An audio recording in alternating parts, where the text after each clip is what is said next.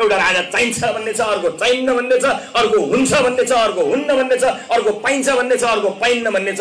यही लडाईँमा हाम्रा छोराछोरीको भविष्य अन्धकार भएको छ। एकपटक छोराछोरी पढ्ने सामुदायिक स्कुलमा जानुभएको छ, त्यहाँको अवस्था हेर्नुभएको छ, गाउँको ग्रामीण भेगको अस्पतालको अवस्था हेर्नुभएको छ, पैदल लडेका बिरामी हेर्नुभएको छ।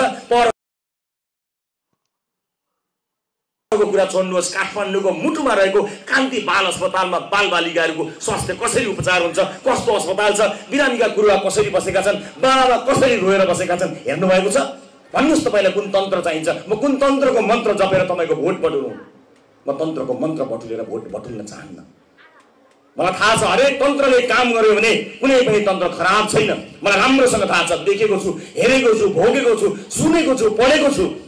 तर जुनसुकै तन्त्र ल्याउनुहोस्, यस्ता भ्रष्ट नेता पाल्नु भयो भने केहीले पनि काम गर्दैन। पहिला यी भ्रष्टाचारीहरूलाई फालौ, त्यसपछि जे ल्याउने हो ल्याउला, जे फाल्ने हो फालौला। पहिलो काम भनेको यही हो। मैले होइन भनेको छैन। नेपाल हिजो गजब थियो, मैले होइन भनेको छैन। हिजो राजाका पालामा गजब थियो, सचिवहरू 101 थिए, मन्त्रीहरू पनि क्षमतावान थिए। मैले होइन भनेकै छैन।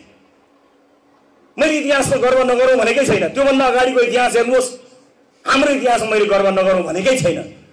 तर इतिहास जति सुन्दर भए तापनि त्योभन्दा सुन्दर भविष्य बनाउन त हामी सक्छौँ नि। त्यसका लागि यी भ्रष्टहरू जसले राज्य कोषलाई कब्जा गरेर राखेका छन् नि, यिनलाई नफाली त सम्भवै छैन। होइन भने ल जुनसुकै तन्त्र ल्याउनुहोस्, जो भ्रष्ट नेतृत्वबाट देशलाई मुक्ति दिलाउन सकियो भने, अनि त्यसैबाट पनि पुगेनछ भने योग्य हिम्मतवाला क्षमतावान होनहार योग्य पढे लेखेका योजना बनाउन जान्ने, तर्जुमा गर्न जान्ने, हरेक क्षेत्रमा वडादेखि केन्द्रसम्मका 101 नेताहरू पठाएर हेरौँ।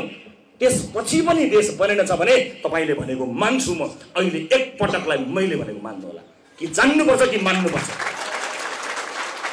एकपटक बहुमत चाहिन्छ, एकपटक त बहुमत चाहिन्छ। होइन समानुपातिक मात्र तिमीलाई दिन्छु, प्रत्यक्ष चाहिँ उनीलाई दिन्छु भन्नुभयो भने तपाईँ यो देशमा भ्रष्टाचार आदि मात्र सकियोस् भन्ने चाहनुहुन्छ, आदि चाहिँ राखिरहन चाहनुहुन्छ भन्ने बुझिन्छ। आदि भ्रष्टाचार बाँकी राख्ने हो? पुरै भ्रष्टाचार फाल्ने हो, यिनलाई प्रतिपक्षमा पनि नराख्ने हो। ल आउनुहोस्, बाचा गर्नुहोस्।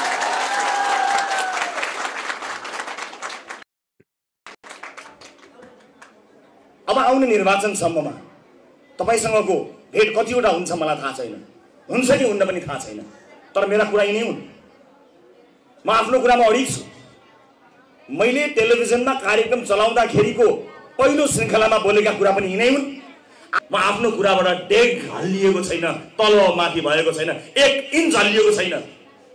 तपाईँ कतिपटक हल्लिनु हो सम्झिनु होला। म अझै पनि राजनीतिमा सम्भवतः 10-15 वर्ष मात्र रहन्छु, 1 इन्च हल्लिनेवाला छैन। मेरो मुद्दा यही हो, म यही अडिएको छु। मलाई थाहा छ व्यवस्था परिवर्तन गरेर पनि भ्रष्ट नेता पालेको देश कहिल्यै हो लाग्दैन। पहिला भ्रष्ट नेता फाल्ने, भ्रष्टाचारी फाल्ने, एउटा वडाको भ्रष्टाचारलाई ठिक गर्न सक्ने क्षमता हामीसँग छैन भने देशको भ्रष्टाचार हामी गर्न सक्दैनौँ। त्यसकारणले हामी त्यसका लागि योग्य मान्छे बोकेर जाने हो।